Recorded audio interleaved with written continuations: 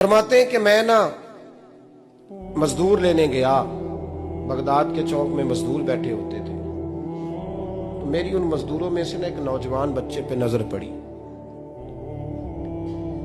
بڑا کمزور سا وجود تھا لیکن چہرے پر عبادت کا نشان تھا، ماتھا بتاتا تھا کہ نماز کا بڑا خیال رکھتا ہے۔ میں اس کے قریب گیا، چہرے بھی بڑا کچھ بتاتے ہیں نا، چہروں میں بھی بڑی رانائی ہوتی ہے۔ فرماتے ہیں میں قریب گیا، میں نے اس کو کہا بیٹے مزدوری کرو گے؟ تو کہنے لگا مزدوروں میں بیٹھا ہوں تو حضور مزدوری کے لیے ہی تو بیٹھا ہوں۔ تو میں نے کہا کہ چلو پھر۔ کہنے لگا نہیں میری کچھ شرطیں۔ میں نے کہا بتاؤ؟ کہنے لگا پہلی شرط یہ ہے کہ لوگ 4 دینار دیہاڑی لیتے ہیں، میں 3 دینار لوں گا۔ میں نے کہا یار بھائی تو بڑی بہترین ہے، باقی بھی اس طرح کی رکھ لے۔ اس نے کہا حضور دوسری شرط یہ ہے کہ میں آپ کی مکمل بات مانوں گا لیکن جب اذان ہو جائے گی پھر آپ کی نہیں سنوں گا۔ تیسری بات اس نے یہ کی کہ حضور میں آپ کے گھر میں کام کروں گا پر آپ کے کسی سوال کا جواب نہیں دوں گا۔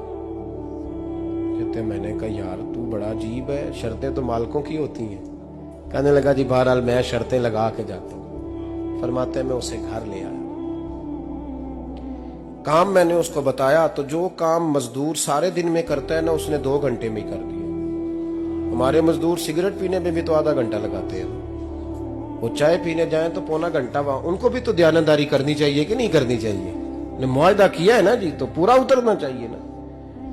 کہتے 2 گھنٹے میں۔ اب کام جب بندہ شروع کراتا ہے تو کام اور نکل آتا ہے۔ کہتے کام میں نے اس کو اور بتا دیا، وہ کرنے لگا۔ اس نے مٹی نکال کے رکھی تھی باہر رستے میں، تو اذان ہو گئی زور کی، اس نے وہیں کدال چھوڑی کئی اور چلنے لگا۔ تو میرا بیٹا کہنے لگا اس کو ذرا برابر کر دو۔ کہنے لگا چپ کر جا، تیرے باپ سے بات ہوئی تھی، جب اذان ہوتی ہے تو میں کسی اور کی نہیں سنتا، صرف اللہ رسول کی سنتا ہوں۔